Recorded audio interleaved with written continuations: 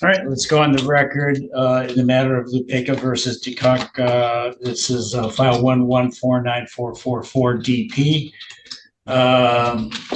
State your name, please, for the record. Justine Pease. And sir, state your name for the record. Jonathan DeCock. All right. Very good. Here's a motion. Ma'am? Yep. I'm here today. We were here on January 23rd. An order was entered after a hearing with you. After that order about me having unfettered communication and allowing her cell phone to go from my house to his, I sent my phone or my daughter's phone with her to his house. He took it away an hour after she got there and sent me a message that says Ellie will have her phone during hours she's allowed, but it will be on the phone that we've gotten her. I'll have her text you so that you have her number. If you want to send your phone for her along to our house, that's fine, but it will be off unless you are willing to give us access to it. So you went against the court order. No, that's exactly what the court order said, that you're supposed to give access to it. Yep. And he went out and bought her. No. What? The access on her phone. You're not to unblock old members of the family. To unblock the defendant and plaintiff on the phone. He was not blocked. It went to her home. He had communication with her, but then he took her phone away when it went to his home. He had access to communicate with her on that phone. He went out and bought her a phone of his own so that he could have control over it. That part I get that part. All right, Yeah, sir. it was. The phone that she's referring to, we bought in October of last year because we had finally recognized that she was not going to unblock any of myself or my family. So we needed a form of communication with Ellie when she was with us. And so we got that in October of 24. And we didn't tell her that she couldn't communicate with Justine or anything like that.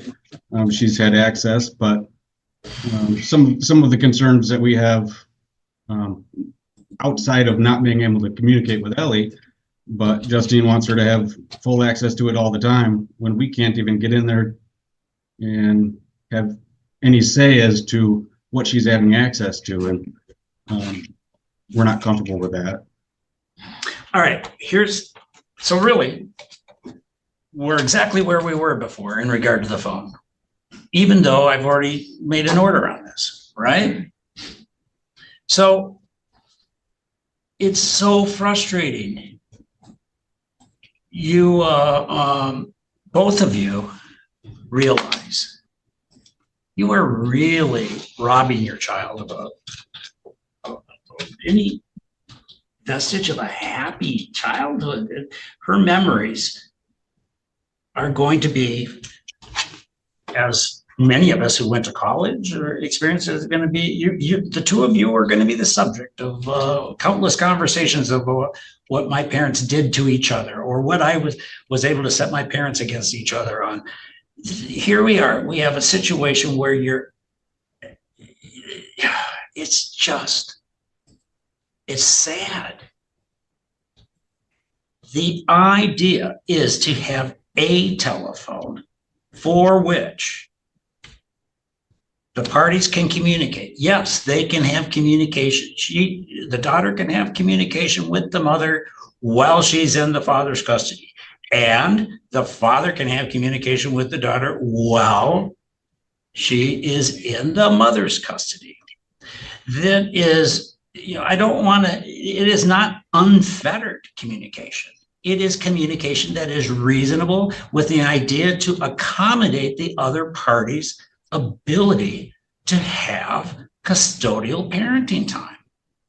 Now, the one thing that does come up that I think is a justifiable concern, but I don't think that is going to be a concern that is simply that of the father. I suspect it's also a concern of the mother in this matter as well, as to what sort of access the child will have on the phone, because obviously these phones have access to the internet. So I'm presuming parental controls can be agreed upon between the parties.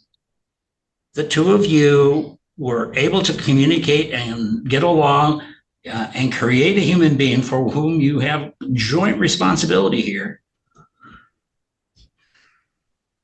Your Honor, You're- can All right, go ahead. I do have very strict parental controls on my daughter's But phone. is he aware of exactly what they are? And has he Yes. been involved in the decision as to which parental controls? Um, Because he should be. These have been like put into place since she got the phone. Then you need to review them with him so he understands what they are, so he knows what they are. She That has, he's part of that communication. It's not just you. You're not the only person in this room. right. He is too. And you know what? Your daughter is using this against the two of you. I can guarantee it. So She's playing you against him and him against you. And you know what? It's robbing her of a happy childhood. You're making her manipulate.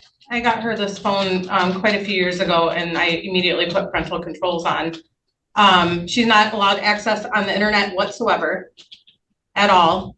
I am able to see I have to approve or deny any apps that are on her phone. She's not allowed on any video apps, chatting apps, nothing. It's a very strictly for communication purposes only, that phone for her. And is Mr. DeCock involved in those discussions and decisions as to what access is available? So he does know that we had a problem in the I'm not past. asking what you've told him. I'm I- asking, is he part of the decision process? I put these on place in her phone years ago. So has he had decision on the parental controls recently? No, I can't add him on the parental controls. It's the phone that I purchased for that's under my husband's phone plan. So she's had parental controls. He is aware of the fact that she has very strict parental controls on her phone because she did bring the phone to his home one night and was chatting with an older man on her phone. And so I have completely cut off internet access. He knows that.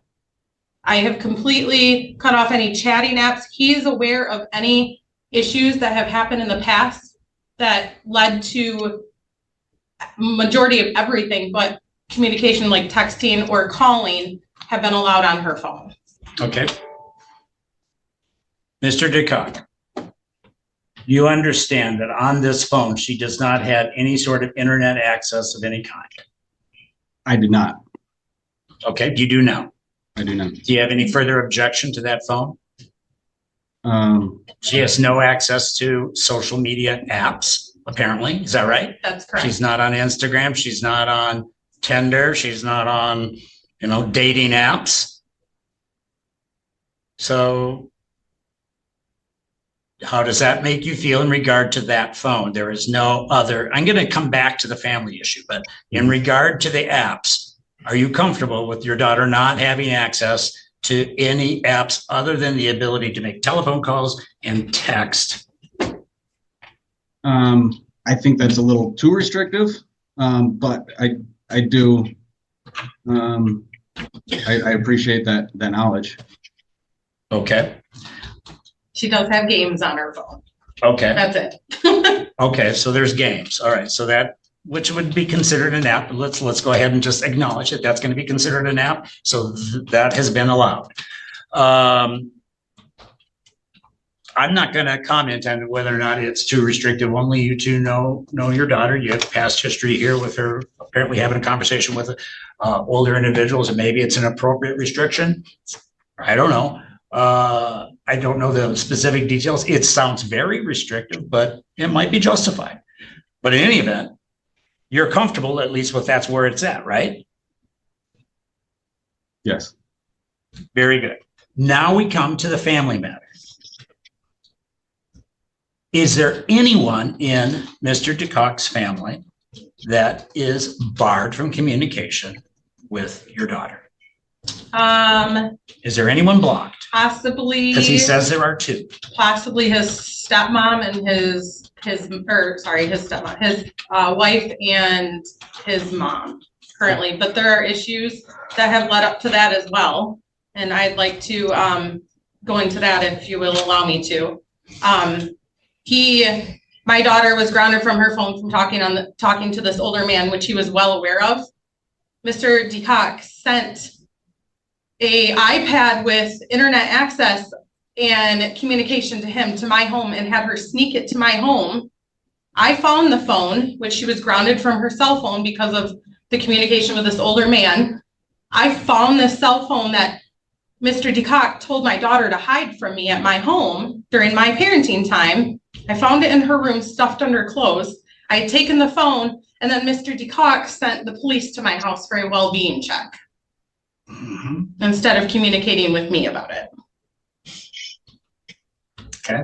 And so that is, at that point, that is when there was not allowed to be communication other than him. If he wanted to call my phone at any time in day and night, he could at that time. She was grounded from her phone, but he chose to send her a cell phone to my home and have her hide it from me under clothes at my home during my parenting time. And when I found the phone, he got upset and sent the police to my house. And my daughter had to be involved with the police, which is absolutely absurd. Which was actually probably the least intrusive thing happening to your daughter with the fights between the two of you.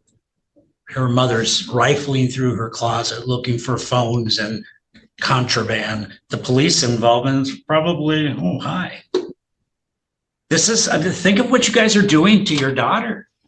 Oh my goodness gracious. Your Honor, am I able to respond at all?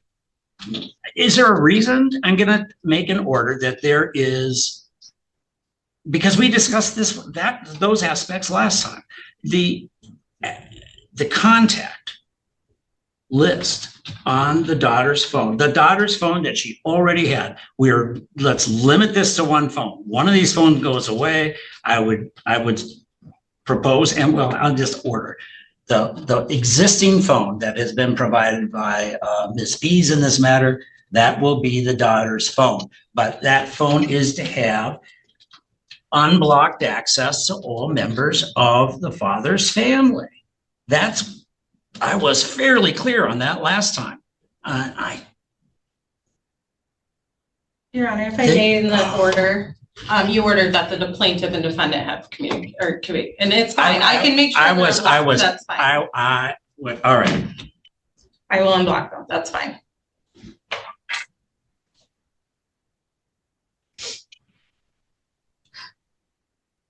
Anything else?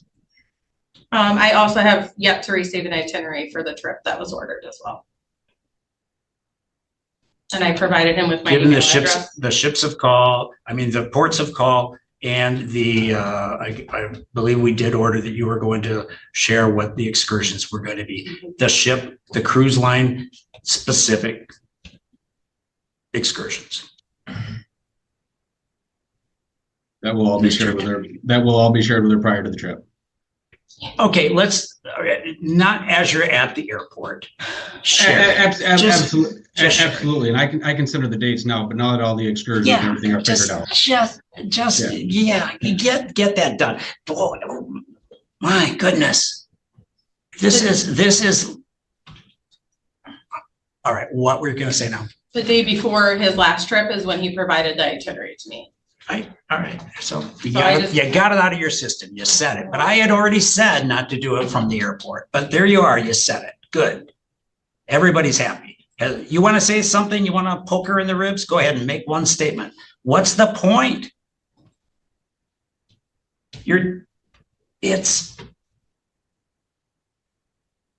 Well. All right. One phone. The existing phone provided by the mother. No member of either family should be blocked by it unless there is prior authorization from the court. The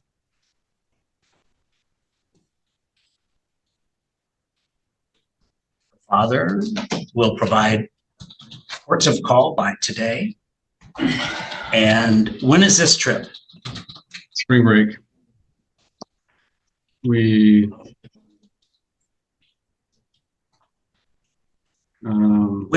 do you leave? When's your tickets to fly out?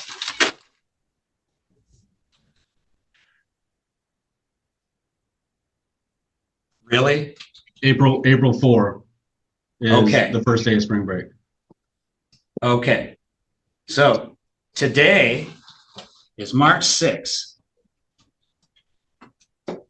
By March 14, I want you to give a list of excursions.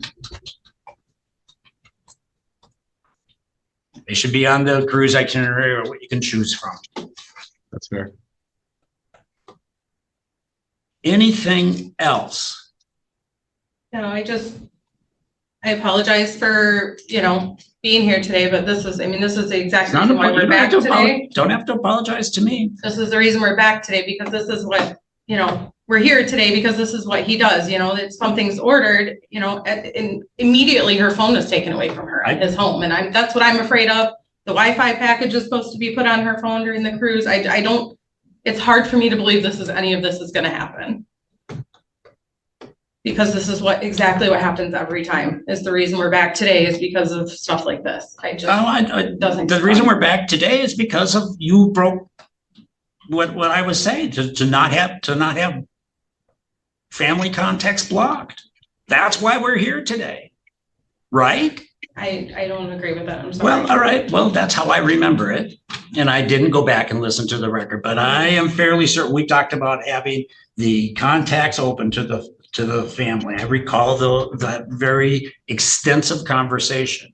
And sir, we're here because rather than having an adult conversation, you put another phone in her hand and now she's juggling two phones. And I can't even imagine the conversation she has with her friends about what she's able to get you to do gymnastics around each other. This is her entertainment right now. And I'm not saying this is because she's malicious. She is a teenager. Teenagers are they're going to try to push boundaries. They're going to look for loopholes. And now the two of you are just teaching her to manipulate. It's a sadness. But I think I'm clear, right? Do we have any question as to what I'm ordering? March 14, you provide excursions. Today, you provide ports of call. Is there any way that I'm able to have access to the phone at a different level than Ellie? Because right now, I can only see what Ellie does.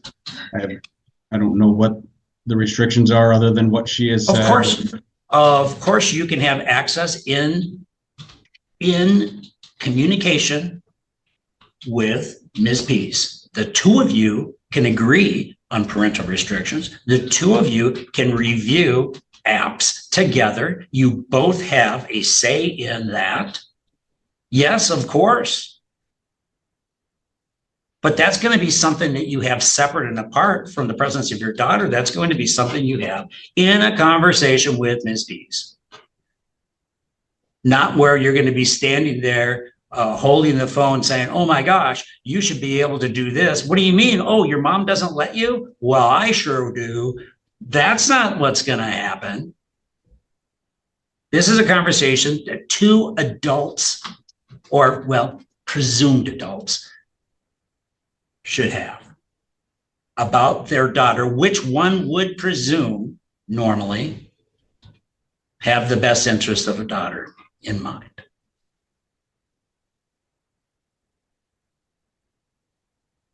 Anything else? I would like to address one more thing, Your Honor. It's come up since our last hearing, and last week I found out after the fact that Ellie had an appointment regarding an MRI a few years ago, and I found out afterwards. And that's happened in the past where I find out after appointments rather than before. Justine had claimed that I was at the appointment a couple of years ago when it was scheduled. But according to the doctor, it was actually scheduled this past November, on November 4th, and just never told to me. So I wasn't able to be there. And it's important to me, especially with medical and health decisions, that I'm involved and at least informed so that if I'm able to be there, that I am. I have proof that he knew about this appointment. I knew this was going to get brought up, so I made sure to get proof for him that he knew about this appointment.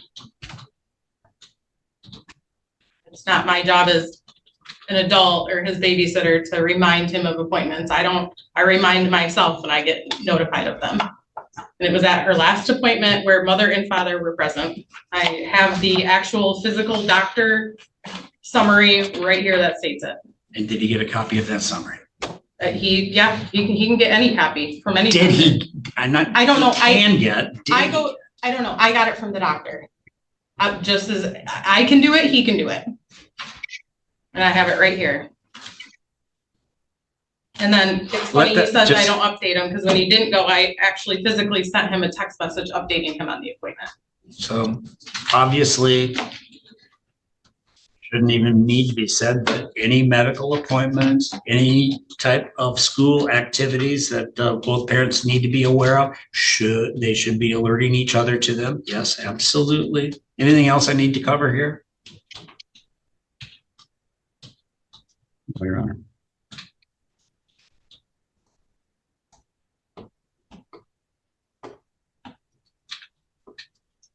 Anything else? No. I'll issue an order.